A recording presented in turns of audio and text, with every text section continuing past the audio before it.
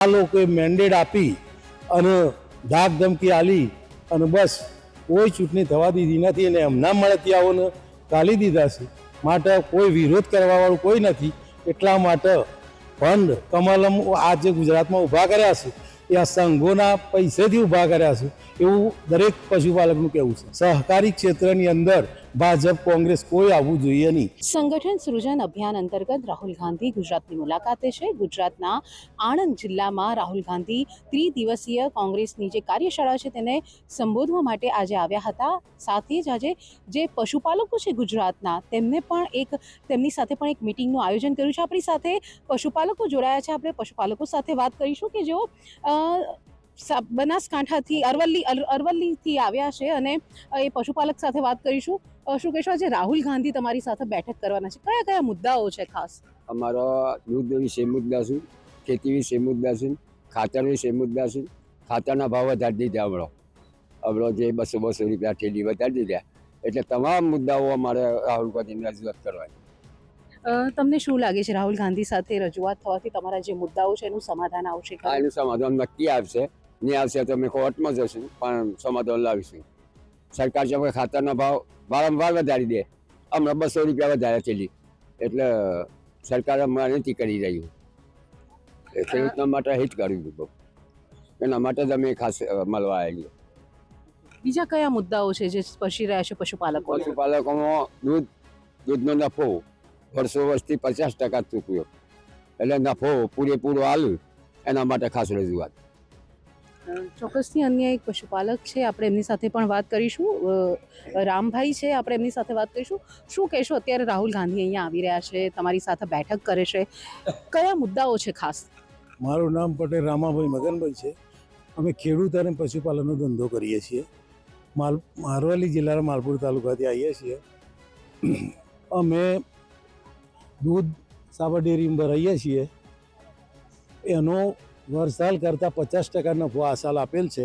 એટલા માટે ખેડૂતો એમની રજૂઆત કરવા માટે ગયા અને ત્યાં પોલીસે લાઠીચાર્જ કર્યો, ટીયર ગેસ છોડ્યો, બેરહમીપૂર્વક અમારા ખેડૂતો યુવાનોને માર્યા અને 7 દિવસ સુધી ગોતી રાખ્યા, જેલની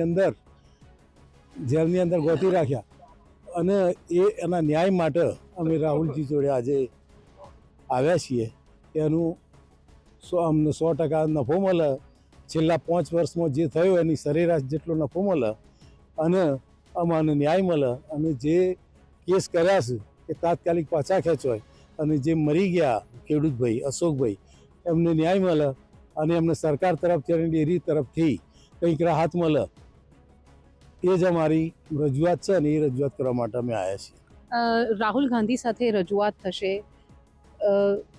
એ રજૂઆતનું પરિણામ તમને શું લાગે છે? સરકાર લાવશે રાહુલ ગાંધી સાથે રજૂઆત કર્યા પછી? અમે આશા રાખીએ છીએ કે એ ધારદાર રજૂઆત કરશે અને બનતો પ્રયત્ન કરી અને અમારા જે પ્રશ્નો છે એનું નિરાકરણ લાવવાનો પ્રયત્ન કરશે. એ ના લાવું તો અમે હાઈકોર્ટ સુધી પણ લડીશું. મુખ્ય કયા મુદ્દાઓ છે પશુપાલકોના કે જેને લઈને, અને સાથે જ કયા કયા જગ્યાએથી પશુપાલકો આવ્યા છે, કઈ કઈ ડેરીના? અરવલ્લી અને સાબરકાંઠાની અને બનાસકાંઠા, પછી અમૂલના, એ બધા જ એમને દૂધનો ભાવ ઓછો મળે છે.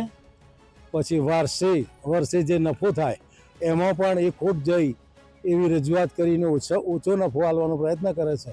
અને ખાસ કરીને સરકાર મેન્ડેટ આપીને જે સરકાર સામેલ થઈ છે આ સંઘોમાં સહકારી ક્ષેત્રની અંદર, એટલા માટે ખેડૂતોને કહેવું છે કે સરકાર પૈસા લઈ ગઈ છે અને ઓછો નફો આપ્યો છે, એટલે સરકાર જવાબદાર છે. તમને એવું લાગે છે કે જે સહકારી સંસ્થામાં રાજકારણ ઘૂસ્યું છે એને લઈને પશુપાલકોને નુકસાન થઈ રહ્યું છે? એના કારણે જબરજસ્ત વિરોધ છે, ભાજપ તરફી જબરજસ્ત વિરોધ છે અને 100% નુકસાન ગયું. કારણ કે સરેરાશ છેલ્લા 5 વર્ષથી 18%થી ઉપર નફો મળતો હતો. આ સાલ 9% નફો મળ્યો છે. એટલા માટે જ ખેડૂતો આજે 5 દિવસ સુધી દૂધ જે 30 લાખ લીટર દૂધ ભરાતું હતું એ બિલકુલ બંધ કરી અને 5 દિવસ સુધી રસ્તા પર રેડ્યું છે, ગરીબોને આલ્યું છે, શાળાઓમાં આલ્યું છે.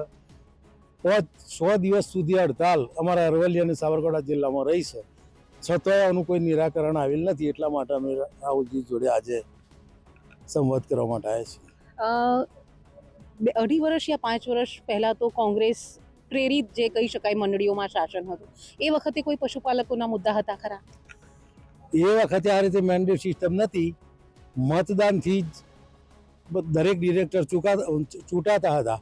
પણ આ લોકોએ મેન્ડેટ આપી અને ધાક ધમકી આલી અને બસ કોઈ ચૂંટણી થવા દીધી નથી અને એમના મળતિયાઓને ગાલી દીધા છે.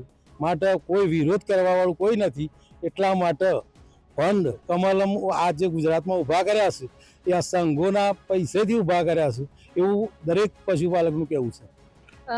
જે પ્રમાણે તમે કહો છો કે જે પૈસા જે છે પશુપાલકોના છે એનાથી કમલમ ઊભું થયું છે, એ વસ્તુ તો અત્યારે ચર્ચા એ પણ છે કે કોંગ્રેસ અત્યારે જે સહકારી સંસ્થાઓમાં ઇલેક્શન આવી રહ્યું છે એને લઈને કોંગ્રેસ સહકારી સંસ્થામાં પોતાનું વર્ચસ્વ પાછું મેળવવા માટે પણ પશુપાલકોનો ઉપયોગ કરી રહી છે, એવું તમને લાગે છે? એવું કશું? ના એવું નથી. ચૂંટણી થવી જોઈએ અને દરેક ડેરી પોતાનો મત આપે અને એને યોગ્ય લાગે કે આ વ્યક્તિ કામનો છે એ જ અમારે તો જોઈએ છે.